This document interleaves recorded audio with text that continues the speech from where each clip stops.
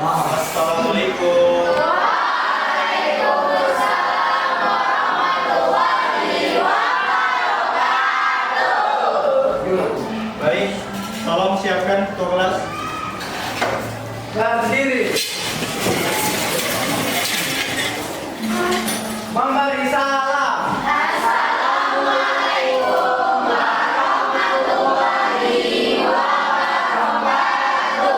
Waalaikumsalam warahmatullahi wabarakatuh. Kembali duduk.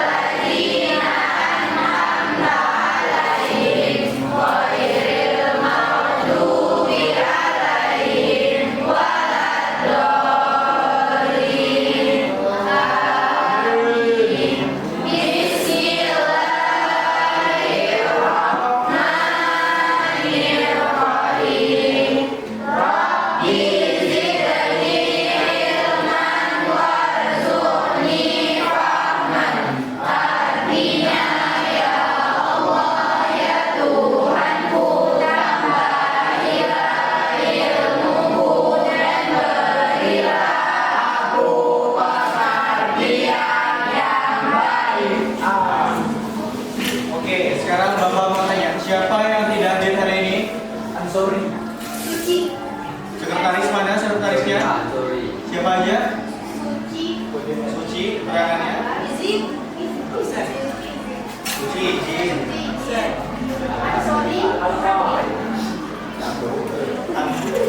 Ansori, sakit. Dia jadi sakit. Kayak Nama lengkap Ansori siapa? sorry kemarin. Saya dulu. Udah, cuma dua aja. Iya, Pak. Oke.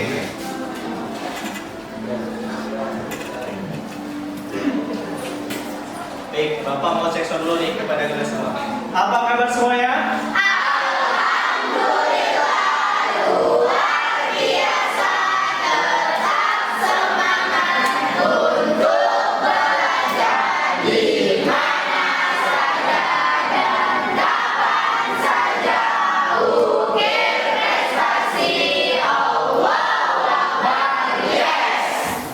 Ya.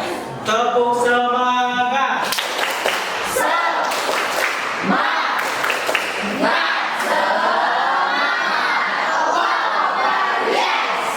Oke.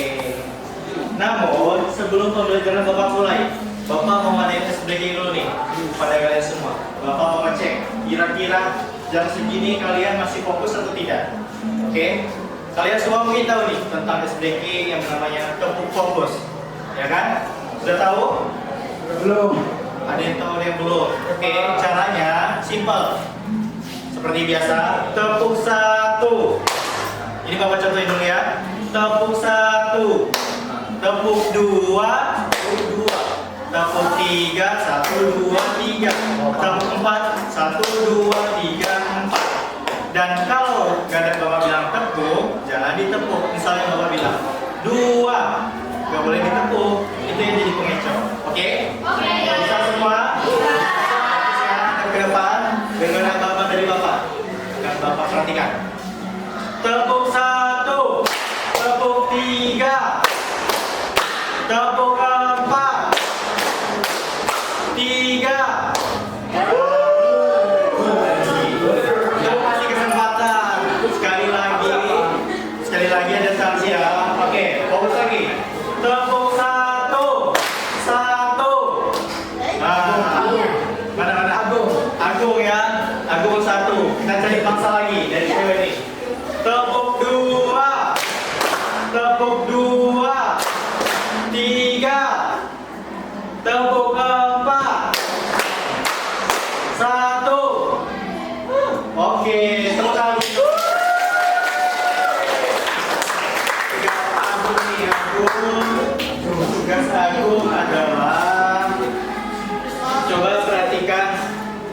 di sekitar kelas kita, di dalam kelas, kalau ada sampah tolong buang ke depan. Ini aku.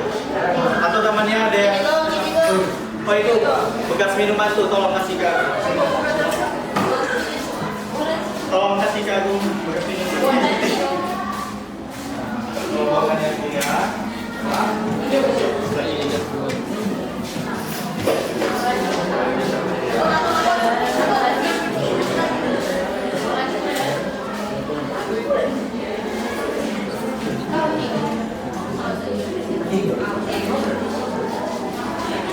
Oke, terima kasih. Baik, Bapak akan membagikan buku paket ini pada kalian. Jadi, ya, kalian satu kelompok satu aja buku paketnya ya. Ini sama. Kalian.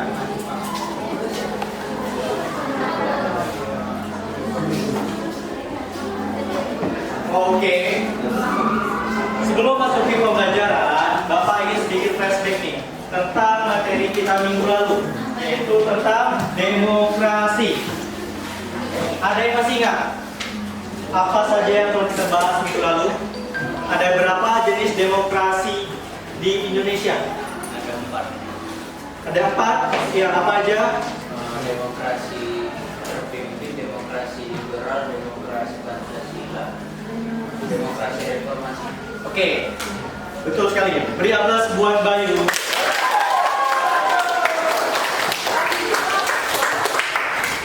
Pertama itu awalnya demokrasi liberal ya, urutannya. Kedua demokrasi terpimpin, kemudian demokrasi Pancasila Orde Baru, dan demokrasi reformasi. Nah, demokrasi liberal itu pada masa Presiden Soekarno. Pada masa saat itu ialah Indonesia baru-baru merdeka. Kemudian demokrasi terpimpin masih dengan Presiden Soekarno. Tapi di situ Presiden Soekarno ingin menjabat menjadi presiden selamanya. Jadinya tidak relevan dengan kehidupan bernegara di Indonesia. Kemudian demokrasi di masa Orde Baru ataupun demokrasi Pancasila. Nah, saat itu pada masa era Soeharto, di mana Pancasila sebagai landasan tertinggi untuk menjalankan kepemerintahan. Kemudian demokrasi yang terakhir yaitu demokrasi reformasi.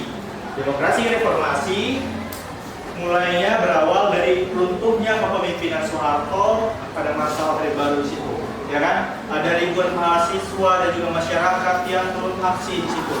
Karena apa? Karena pertama itu krisis moneter, kemudian banyak kasus HAM yang terjadi pada masa Soeharto, kemudian kasus-kasus korupsi besar, sehingga Presiden Soeharto diturunkan dan jadilah demokrasi reformasi, di mana pada demokrasi reformasi ada namanya pemilihan umum, pemilihan presiden yang dimulai tahun 2004, ya kan?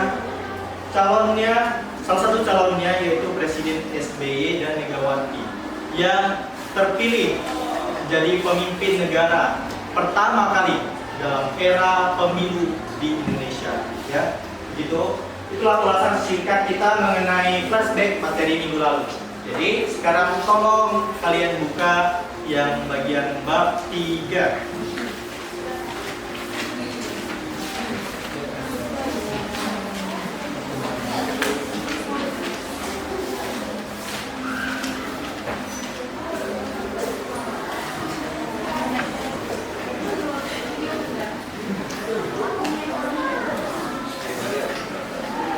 Oke semuanya, di bagian bab 3 ini kita membahas mengenai sistem hukum dan peradilan di Indonesia.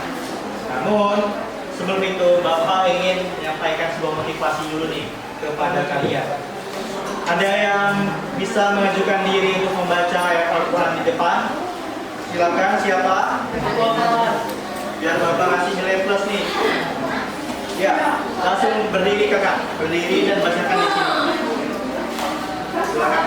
Ya, di sini ya. Oke, kita dengerin.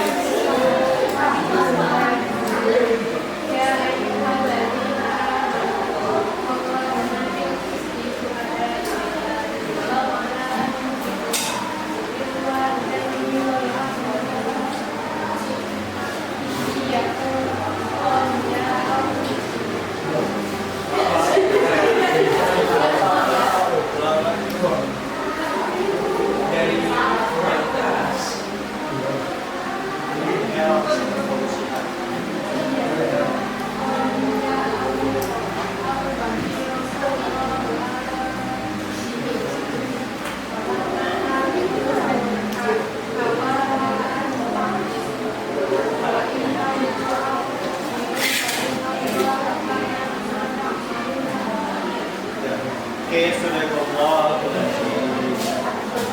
baik, dengar artinya. Wahai orang-orang yang beriman, jadilah kamu orang yang benar-benar menegak keadilan, menjadi saksi karena Allah, biarpun terhadap dirimu sendiri atau ibu bapak dan kaum kerabat. Jika ia kaya ataupun miskin, maka Allah lebih tahu kemaslahatannya. Maka janganlah kamu mengikuti hawa nafsu karena ingin menyimpang dari kebenaran. Dan jika kamu mengutar-balikan kata-kata atau fakta atau hendak menjadi saksi, maka sesungguhnya Allah adalah Maha mengetahui segala apa yang kamu kerjakan.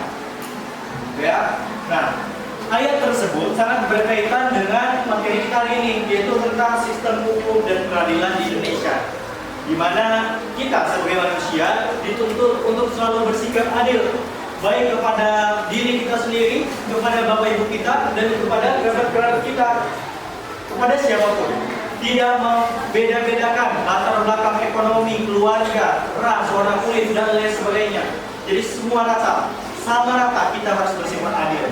Kemudian, maka janganlah kamu mengikuti hawa nafsu karena ingin menyimpang dari kebenaran.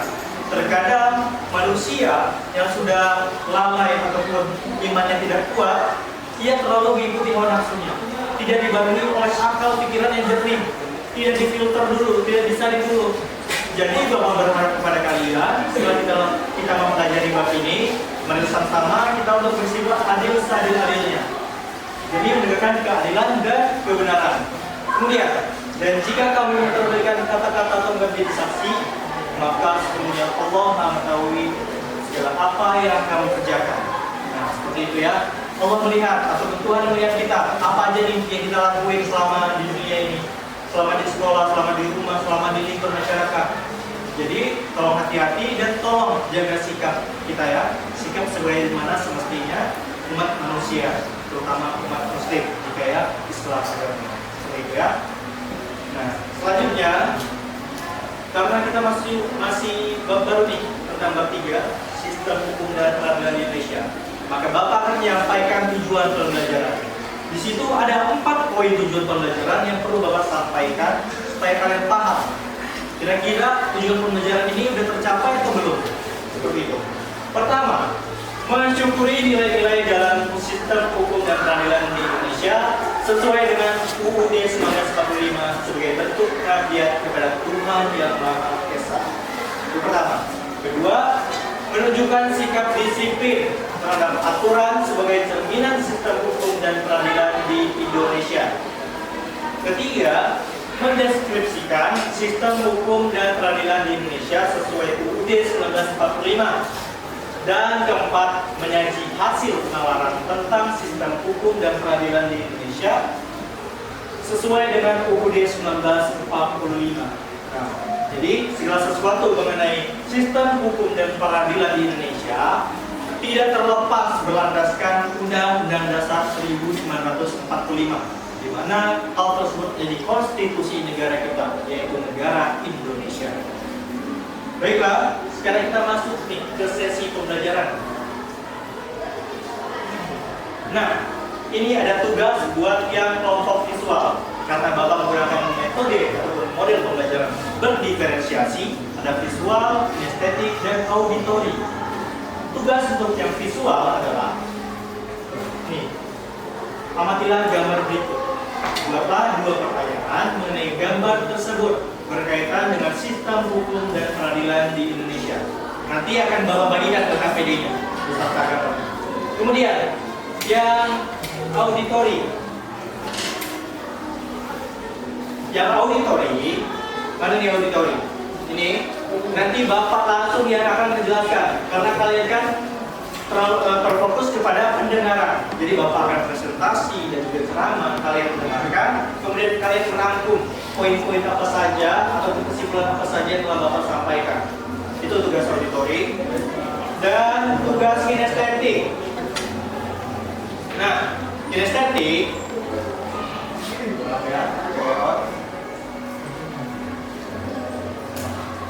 kinestetik, tugas kalian adalah membaca buku ataupun literasi secara mandiri. Nanti akan Bapak bagikan juga bukunya kepada kalian. Literasi mandiri dan bermusyawarah nih. Mana kinestetik? Sana ya. Membaca buku, kemudian literasi mandiri, serta bermusyawarah. Ya, karena kalian aksi di sini yang dibutuhkan. Kegiatan fisik, bermusyawarah, dan buat rangkuman materi sesuai apa yang kalian dapat di buku. Bagian sub A, ya, tentang sistem peradilan militer. Nah, sudah tadi. Jadi sekarang langsung saja Bapak berikan KPD ke beberapa kelompok belajar.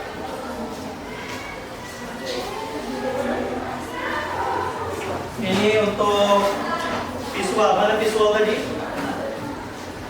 Ini ya, gambar sedikit juga. Cuma satu visual, dua.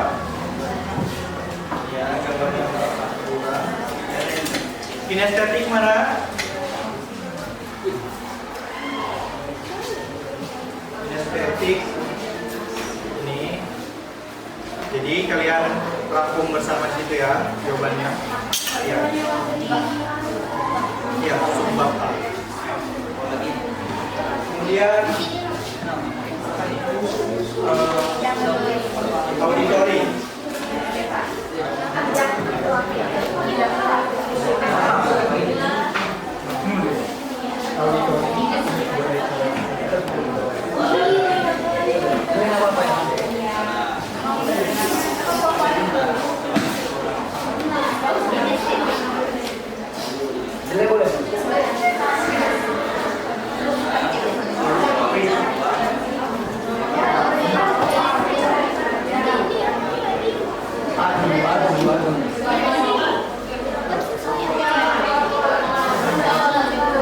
Sudah semua ya? Sudah. Hai. Halo. Nah, karena KPD per kelompok sudah Bapak bagi, jadi tolong kerjakan sesuai dengan perintah yang apa Bapak sampaikan tadi, ya. Yang visual tadi, mengamati gambar, gambarnya juga telah ada di kertas kalian. Kemudian yang auditori, kalian akan Bapak kasih pembahasan materi, nanti Bapak yang ceramah pada kalian. Jadi kalian mengamati ya, apa yang Bapak sampaikan. Dan yang kinestetik, tolong literasi mandiri. Nanti buku paketnya, sebagian Bapak kasih ke kalian. Dan kalian bermusyawarah, berdiskusi juga. Lalu rangkum di situ ya. Tulis anggota kelompoknya, kelompok berapa, jangan lupa. Kelompok kinestetik. Misalnya yang visual kan ada dua, visual 1, visual 2 ya. Ini visual 1, 2. Oke ya. Oke, silakan kerjakan.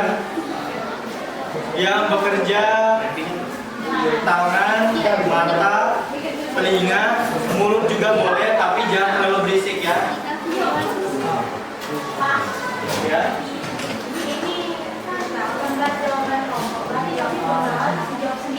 Iya, tulisnya di situ ya. Yang visual seperti biasa ya, buat soalnya pertanyaan yang bisa didiskusikan seperti sebelum-sebelumnya juga. Pakai kata jelaskan, buat manfaat, gitu ya. Nah, ini yang auditori. Bapak akan tutup kepada kalian, jadi tolong pahami bersama.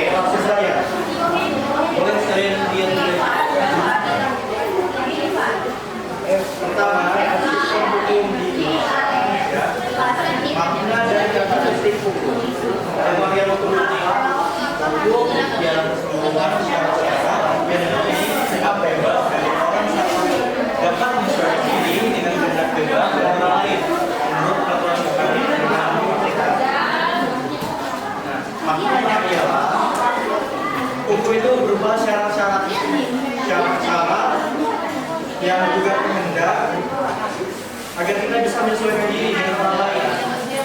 Untuk apa? Untuk bisa hidup bebas. Akan tetapi, walaupun kita hidup bebas, kita juga memiliki batasan orang lain. Menurut peraturan hukum tentang kemerdekaan. Jadi kita pasti pernah mendengar hak asasi manusia diberikan, tetapi manusia juga harus bisa memberikan hak asasi kepada orang lain. Walaupun kita diberikan kebebasan, ada juga batasannya. Kemudian, nah, makna dan karakteristik hukum. Hukum merupakan peraturan hidup bermasyarakatan yang dapat memaksa orang supaya menaati tata tertib dalam masyarakat serta memberi sanksi yang tegas berupa hukuman terhadap siapa yang tidak mau menaati. Nah, poin penting di situ yang berkembang disebabkan peraturan hidup bermasyarakatan. Itu di lingkungan masyarakat. Jika di sekolah bagaimana Pak? Di sekolah juga ada dengan peraturan sekolah. Salah satu hukum yang di sekolah itu kertas yang kalian terima di ujung sana. Tentang tata cara menggunakan handphone, ya kan? Prosedurnya gimana nih? Boleh nggak main handphone? Apa saja jam pembelajaran? Tapi disalahgunakan, malah main game, malah main media sosial, ya kan? Tidak boleh pastinya. Jadi menggunakan handphone sebagai fasilitas diperbolehkan untuk digunakan atas izin guru yang berada di sekolah. Lima juga ada. Contohnya nih yang perempuan. Hukum atau peraturan di keluarga, walaupun dia tidak tahu, tapi tetap ada. Perempuan tidak boleh keluar malam di atas jam 10. Kalau enggak nama orang tuanya. Itu juga merupakan hukum atau peraturan ada di lingkungan keluarga. Kalau di masyarakat banyak sekali dari undang-undang, norma-norma, Pancasila sebagai hukum tertinggi dan lain sebagainya. Kemudian apa? Nah, di sini ada fungsi hukum antara lain sebagai berikut. Ada 3 poin fungsi berkaitan.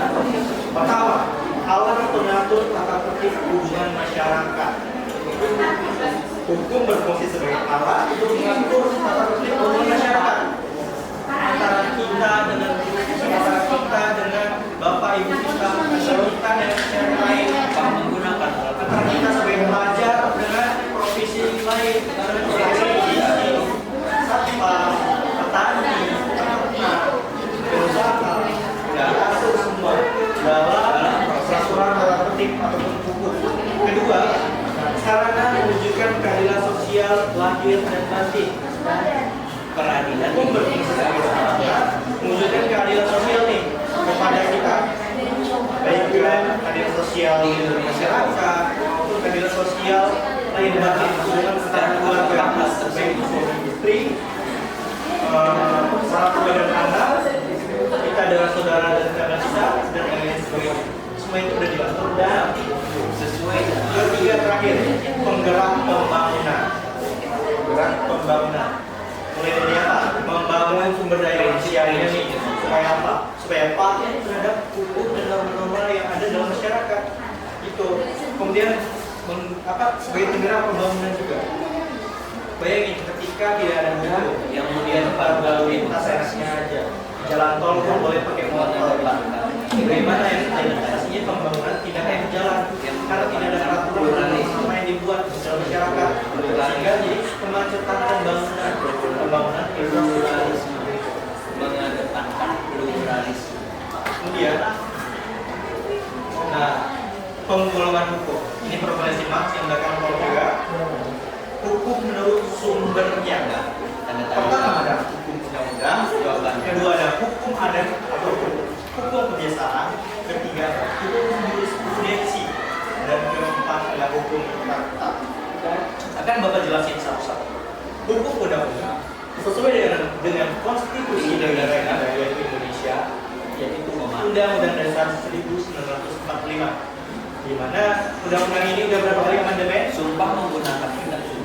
Dan berapa kali amandemen undang-undang? Coba ingat-ingat. Ada 4 kali amandemen. 4 kali amandemen. Dan yang terakhir sampai dengan sekarang itu undang-undang yang lama juga Undang-Undang Dasar 1945. Itulah sebagai konstitusi. Yang memang di situ ada disebut mengenai perihal sejarah Indonesia, ada tujuan dan cita-cita negara Indonesia. Ya, sehingga terbentuklah Indonesia menjadi utuh kesatuan wilayah negara kesatuan Republik Indonesia. Diperbolehkan dalam Kedua, ada hukum adat atau hukum kebiasaan. Hukum adat diperbolehkan. Hukum adat ini biasanya bisa kita lihat atau bisa dapatkan di pedesaan. Mungkin kalau di kota hukum adat ini tidak terlalu gimana ya, tidak terlalu marah atau tidak terlalu kita nampak. Hukum adat contohnya bisa individu yang beragama jika kita mencuri, kemudian hukum adatnya seperti apa? Ada hukum adat dia tuh nyuruh denda ganti rugi misalnya mencuri ayam. Ini dianggap Satu, hukum adatnya peraturannya harus mengembalikan 10 ayam kepada si korban. Ini dianggap kepada orang yang kita curi ayam. Itu hukum adat. bentuk kejujuran. Kemudian hukum adat lagi yang lainnya, ketika kita melakukan pelanggaran misalnya itu pelecehan seksual ataupun bahkan pemerkosaan dan sebagainya, hukum adat terkadang ada yang si pelaku atau terdakwa diasingkan ataupun diusir dari desa ataupun kampung tersebut. Itu hukum adat. Hukum kebiasaan seperti apa, Pak? Hukum kebiasaan hampir sama dengan hukum adat, tetapi ini hukum yang tidak tertulis, ya. Jadi norma-norma yang ada dalam masyarakat itu juga merupakan salah satu hukum adat. Norma agama, norma hukum, norma sosial budaya, dan norma sosial. Dalam contohnya nih, ketika kalian pergi sekolah, sebelum pergi sekolah, maka kewajiban kalian sebagai pelajar utama anak salah orang tua yang bukan izin, kalian harus bisa menghormati mana yang lebih dewasa, lebih tua, orang lewat depan orang tua, dari mana bukan salah ataupun komisi yang tidak memakai. Oke, hukum jurisprudensi adalah hukum yang dijatuhkan oleh hakim kepada terdakwa ataupun pelaku berdasarkan kasus-kasus pelanggaran yang pernah ditangani oleh hakim. Kasus-kasus terdahulu, misalnya ada suatu kasus yang undang-undangnya itu belum dibuat atau pasal-pasal itu belum ada dibuat di KUHP yang sudah perdata. Jadi seorang hakim bertugas ataupun berwenang untuk mengulik kembali kasus-kasus yang mirip-mirip dengan kasus si pelaku saat ini. Nah, setelah itu kemudian hakim bisa memutuskan kira-kira sanksi apa yang berhak diberikan kepada si pelaku. Karena apa? Karena pada hakikatnya hukumnya ataupun peraturannya belum dibuat, tapi dia tetap melanggar, tetap merugikan orang lain. Gitu ya. Dan terakhir hukum traktat. Hukum traktat ini merupakan hukum perjanjian antara kita boleh dengan orang lain, hukum yang atau kalau di negara antara negara Indonesia dengan negara lain. Misalnya nih, kita ada namanya ASEAN. ASEAN itu tempat atau wadahnya para negara-negara yang berada di Asia Tenggara. Kemudian misalnya ada perjanjian tentang perdagangan, perjanjian tentang pertanian, perjanjian tentang hak asasi manusia. Perjanjian tersebut tertuang jadi sebuah hukum traktat. Jadi harus dilaksanakan oleh negara yang sama-sama berjanji tadi. nomor 2. Kemudian penggolongan hukum menurut bentuknya, hukum terbagi menjadi dua, hukum tertulis dan hukum tidak tertulis. Nah, ini penting. Hukum tertulis apa? Contohnya kan udah bapak jelasin hukum tertulis. Atau hukum tertulis gimana?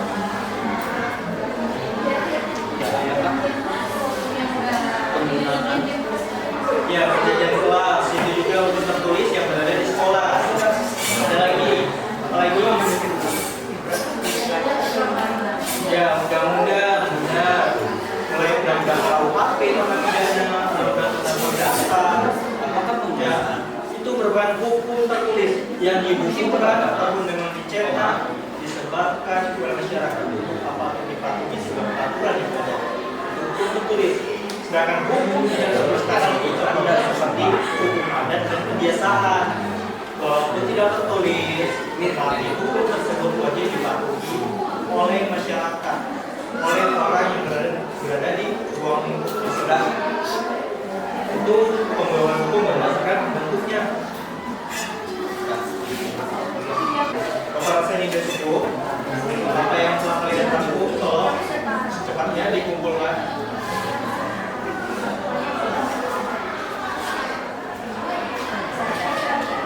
Ini kan? Ini. 2 menit lagi ya, tolong kumpulkan.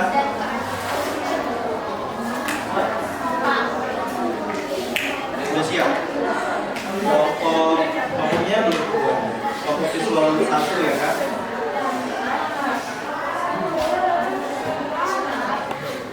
Kelompok visual 2 gimana? Visual 2 iya kan ya. Oh, Dikit lagi, Pak. ini kelompok kinestetik. 2 menit lagi ya, langsung kumpulkan ke depan.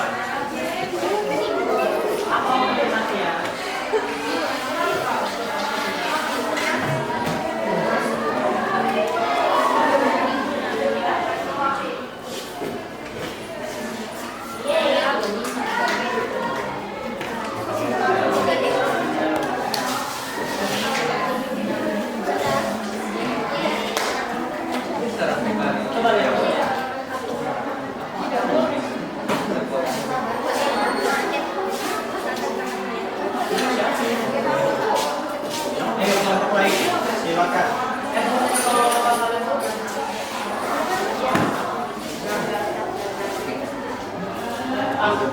Sudah masuk ke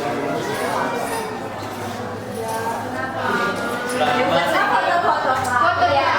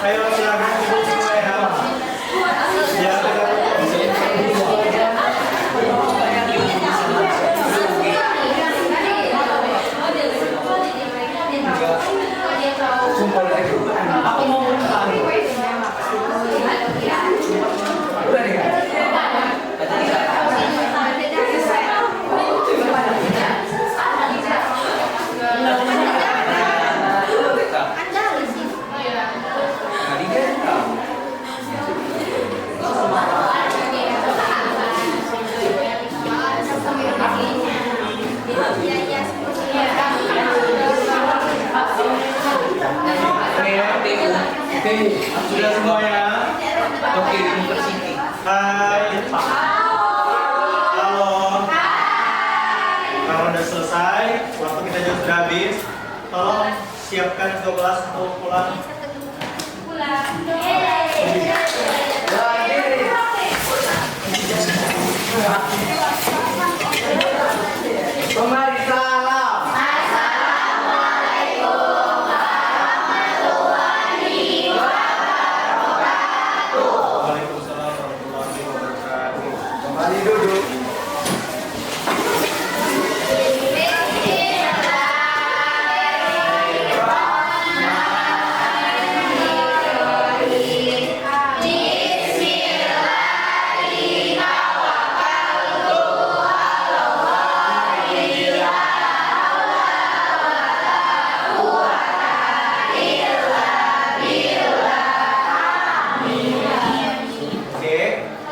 Baik semua ya.